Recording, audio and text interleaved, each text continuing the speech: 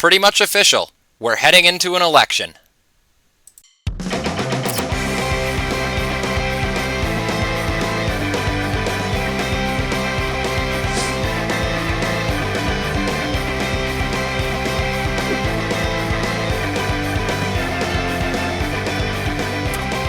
What's up, everybody? Welcome back to Jonny Says So, episode 19. Mark Carney to call a snap election. That's right, guys. This broke earlier today. From CBC News, Carney will ask Governor General to dissolve Parliament Sunday and call election, sources say. Voting day will be either April 28th or May 5th, according to sources. And the most interesting part to me is how he's going to dissolve Parliament a day before it was set to resume after Justin Trudeau prorogued it back in January. That's right, guys. On January 6th of all days. I guess it's just a popular day to have a coup, isn't it? But seriously, guys, imagine how embarrassing it would be for Mark Carney to go to Parliament like this. Where would he sit? I came across this meme earlier today, and it just goes to show you how ridiculous the entire situation is. He would not be able to sit in any of those chairs with our elected officials. He would have to sit up in the gallery. And could you imagine if he had to be accountable to the opposition? But no, he's not interested in that, guys, because, as you know, he has got some serious ethics questions going on. Carney admits to potential conflicts of interest with Brookfield. Expects ethics screen to apply. So, I guess Rosemary Barton is completely vindicated after she asked that question the other day, which I covered in my other video. Now, this really is Mark Carney's only play, is to call an election right now, before more and more Canadians wake up to the facts of how nakedly corrupt this entire situation is. And it wasn't just Rosemary Barton. A lot of journalists are actually starting to ask him the tough questions right now, which is actually really impressive. I ran across this on X. Juno News. PM Carney categorically denies that anyone in Canada is responsible for the economic crisis, solely blaming the US for imposing tariffs. The gaslighting in this clip, guys, is absolutely unreal. You recently... Sorry about the microphone. Yeah, no problem. I'm a pretty tall guy.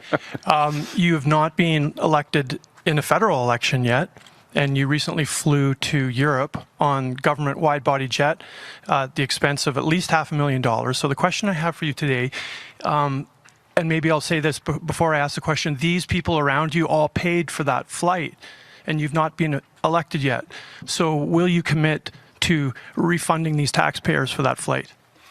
Well, it's an interesting question, way of framing it.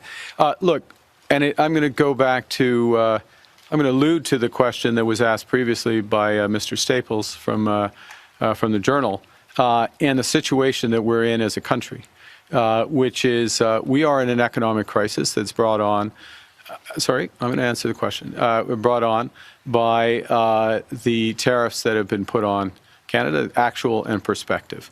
One of the challenges... The economic crisis was brought on by former Prime Minister Justin Trudeau. I don't think Carney was prepared for that one. So let's see how he tries to gaslight his way out of this one. And you were his advisor. I think you would find... These people did not create that problem. I certainly... hey, nobody in Canada created that problem. Nobody in Canada created that problem. Nobody in Canada created that problem. He seriously wants you to forget the last 5 to 10 years. It's absolutely unreal. And it's just, he's not the first person to gaslight you in such a blatant way. Do you guys remember the vibe session? A lot of economists have been talking about the vibe session and the fact that Canadians just aren't feeling good, and that is having real economic consequences. And the Canadian economists making that point are right, that there is a disconnect between the really positive economic news, the fact that the Canadian economy does appear set for a soft landing, That's good news. But Canadians aren't feeling it, and that is shaping their economic behavior in ways that are not great for the Canadian economy.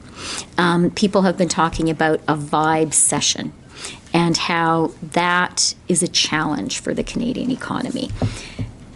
One of the positive impacts of this measure is to help Canadians get past that vibe session, because how Canadians feel really does have a real economic impact. These people think you're so stupid. Now, of course, this was Chrystia Freeland back when they did that whole GST holiday thing. Do you remember that?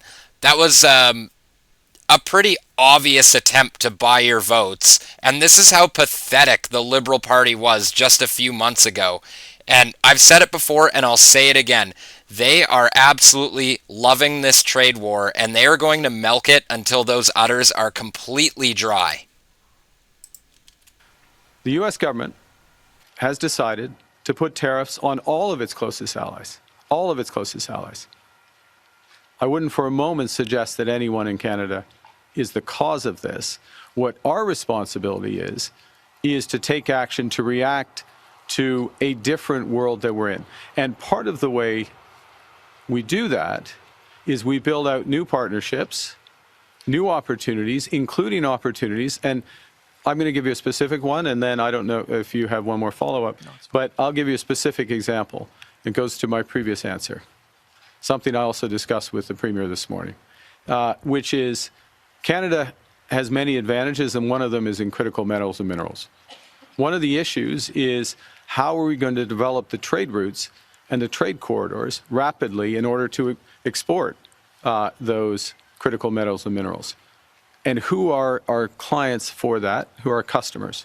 Do we only have one customer to the south of us, the customer that's attacking us, that doesn't respect the trade agreements that they signed? Or should we develop new customers in Europe? What's required, if I may, what's required for those new customers is to build out trade corridors and infrastructure, including what I referenced in my previous answer and discussed with the Premier, is the potential to go north, go to new deepwater ports. Churchill is an example. Another thing that he directly stole from the Conservatives. And that's another reason why they feel that they need to get ahead of this and call an election right now. Because they are in the process of taking every single good policy platform the Conservatives have and making it their own. And if you believe the polling data, it appears to be working. Look at this, guys. For the first time in well over a year, the Liberal Party is actually polling ahead by 1 to 2 points, according to some aggregates. Now, of course, you can't always believe the polls. You know, there's sampling biases, and there's the fact that people don't answer them, and sometimes they're just plain wrong. As we saw in the American election just a few short months ago, you know, all the major polls had Kamala Harris and Donald Trump in a dead heat, and as we all saw, that is not what happened. And that's my show for tonight, guys. I'd love to turn it over to you guys in the comments now. What do you make of all of this? Where do you think this country is going to be headed in just a few short weeks? And as always, guys, please, if you like what you see here, drop a like, subscribe to the channel, and share it out on your social media to all your like-minded friends. Because now more than ever, we need lots of different voices in this space to override the dying, lying legacy media. And as always, I'll see you in the next one. Peace.